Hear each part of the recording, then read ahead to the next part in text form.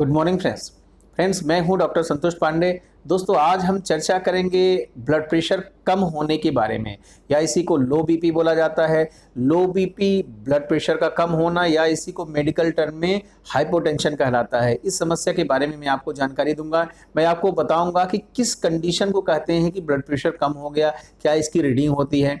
साथ ही साथ मैं आपको ये बताऊंगा कि जो दिक्कत हो रही है इसको कैसे पहचानें कि ये लो ब्लड प्रेशर के कारण ही है या फिर और कोई दिक्कत है।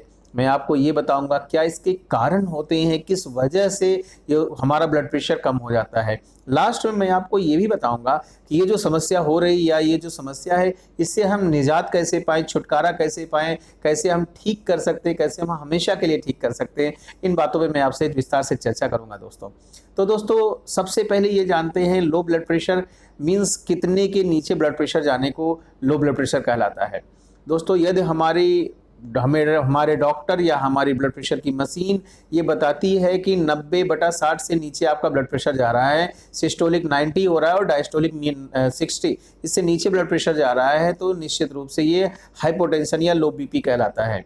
यदि आपको लो बीपी होता है तो आपको कुछ सिम्टम्स आते हैं जिसमें आपको आलस्य लगेगा, सुस्ती लगेगी, आपका मन कहीं लगेगा नहीं लगेगा, आप चिंता में रहेंगे, आप हो सकता है बिल्कुल से बैठे रहे, कंफ्यूजन की स्टेट रहे माइंड में, आप कंसंट्रेट ही नहीं कर पाए, मैं क्या करूं क्या नहीं करूं, आपको डिसीजन लेने की क्षमता में कमी आ सकती है।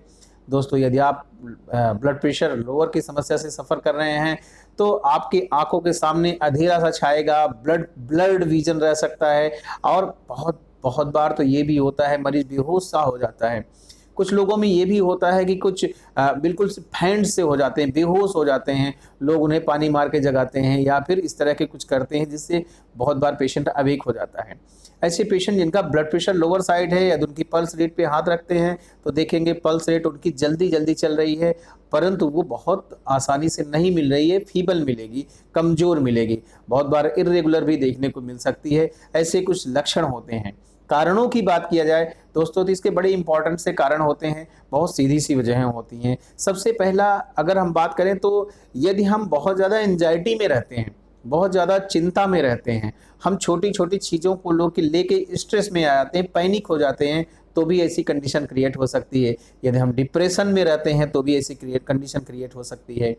यदि हम किसी हार्ट की डिजीज से सफ़र कर रहे हैं, मीन्स मुझे हार्ट में दिक्कत है या फिर मेरी हार्ट के वॉल में दिक्कत हो रही है, तो भी ऐसी कंडीशन मिल सकती है। बॉडी में कुछ हार्मोनल इम्बैलेंस होता है जिसकी वजह से ऐसी दिक्कत मिल सकती है। पैराथायराइड हार्मोन के इम्बैलेंस होने की वजह से मिल सकता है, एड्रिनल ग्लैंड के हार्मोन के इम्बैलेंस होने की वजह से मिल सकता है। एक बात में बात करें तो एडिसन्स डिजीज की वजह से ऐसी दिक्कत देखने को मिल सकती है। यदि आप डायबिटिक हैं, यदि या फिर आप नॉन डायबिटिक भी हैं, शुगर नहीं भी है, तो भी यदि आपका शुगर लेवल कम हो रहा है, अपनी नॉर्मल रेंज से कम आ रहा है, अपनी नॉर्मल लिमिट से कम आ रहा है, तो भी आपको लो ब्लड प्रेशर जैसी समस्या देखने को मिल सकती है। यदि आपको डिहाइड्रेशन हो रहा है, शरीर में पानी की कमी हो रही है, फ्लूइड की कमी हो रही है, या फिर आपको डायरिया हो रहा है, लूज मोशन हो रहा है, तो भी ऐसी दिक्कत देखने को मिल सकती है। यदि किसी कारण से आपके शरीर से बहुत ढेर सारा खून बह रहा है, चाहे वो पाइल से, चाहे वो पेशाब के रास्ते से, बच्चेदानी के रास्ते से, या फिर कहीं चोट लग गई, ट्रॉमा हो गया जिसकी वजह से आपके शरीर से खून बह रहा है, तो भी आपका ब्लड प्रेशर दोस्तों लो हो सकता है, जो एक लाइफ थ्रेटनिंग कंडीशन या फिर इमरजेंसी कंडीशन होती है। यदि आपके शरीर में कुछ इन्फेक्शन हो रहा है, बहुत ज़्यादा इन्फेक्शन हो गया है, तो भी ब्लड प्रेशर लोअर साइड देखा जाता है। यदि आप डिफिशियंसी के शिकार हैं, मीन्स आपको विटामिन B12 की डिफिशियंसी है, फोलेट की डिफिशियंसी है, बॉडी में आयरन की डिफिशियंसी है, तो भी आपको इस तरह की समस्या देखने को मिल सकती है दोस्तों। यदि आप कुछ ड्रग्स ले रहे हैं, कुछ दवाइयाँ ले रहे हैं, लंबे समय से आपकी ट्रीटमेंट में हैं, तो आपको दिक्कत मिल सकती है। जैसे आप पेशाब ज़्यादा करने की दवाइयाँ जो होती हैं, जैसे डाइटोर हो गया, लेसिलेक्टोन हो गया, इस तरह की कुछ दवाइयाँ होती हैं जिनको आप लेते हैं, जिनसे आपको पेशाब ज़्यादा आती है, तमाम वजह से डॉक्टर चलाते हैं। यदि कुछ ऐसा है तो भी आपका ब्लड प्रेशर लोअर साइड रह सकता है। यदि आप डिप्रेशन की दवाई खाते हैं, एंजाइटी की दवाई खाते हैं, पैनिक अटैक की दवाई खाते हैं, तो भी आपका ब्लड प्रेशर लोअर साइड रह सकता है। यदि आप पार्किंसनिज्म डिजीज की दवाई खाते हैं, जिसमें हाथ में ट्रेमर्स होते हैं, उसकी आप दवाई खाते हैं, तो भी आपका ब्लड प्रेशर लोअर साइड रह सकता है।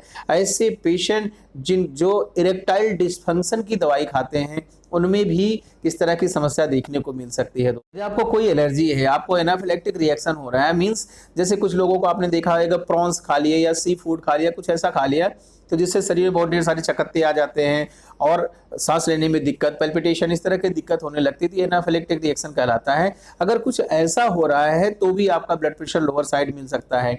स्टडीज कहती हैं कि प्रेगनेंसी के समय भी ब्लड प्रेशर लोअर साइड देखा जाता है।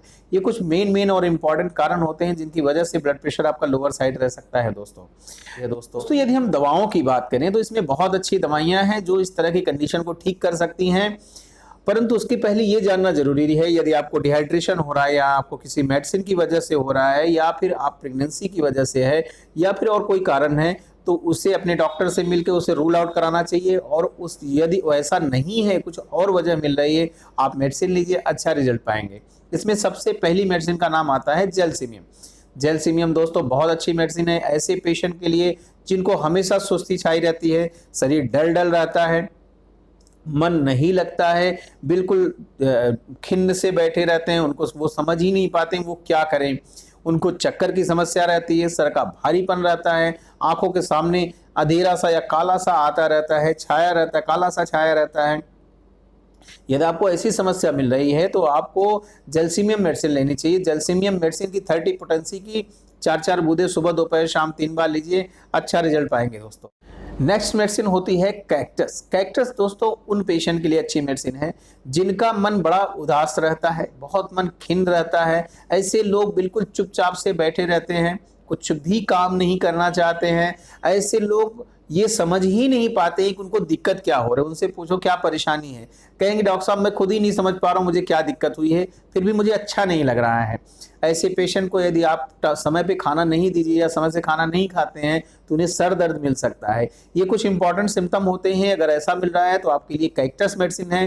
कैक्टस मेडिसिन का मदर टिंचर फॉर्म लेना है। मदर टिंचर की 15 बूंदें सुबह दोपहर शाम 1/4 कप गुनगुने पानी में लीजिए, अच्छा रिजल्ट मिलेगा दोस्तों। लास्ट में मेडिसिन होती है डिजिटेलिस। डिजिटेलिस ऐसे पेशेंट के लिए बहुत अच्छी मेडिसिन है जो पेशेंट को बहुत ज़्यादा घबराहट होती है, बहुत ज़्यादा उलझन होती है। ऐसे पेशेंट जिनका हार्ट रेट कम चलता है, हार्ट वीक होता है, परंतु इंपॉर्टेंट बात कि वो पेशेंट अगर मूवमेंट कर लें या चल लें थोड़ा सा तो उनका हार्ट रेट सेटल्ड हो जाता है, नॉर्मल आ जाता है। अगर कुछ ऐसा मिल रहा है तो ऐसे पेशेंट के लिए डिजिटेलिस मेडिसिन है। डिजिटेलिस मेडिसिन का भी मदर टिंचर लेना है। इसकी भी 15 बूंदें सुबह दोपहर शाम 1/4 कप गुनगुने पानी में लीजिए, आप देखेंगे बहुत अच्छे रिजल्ट मिलेंगे दोस्तों। और हो सकता है आप हमेशा के लिए ठीक हो जाएं दोस्तों। Thank you, thanks for watching.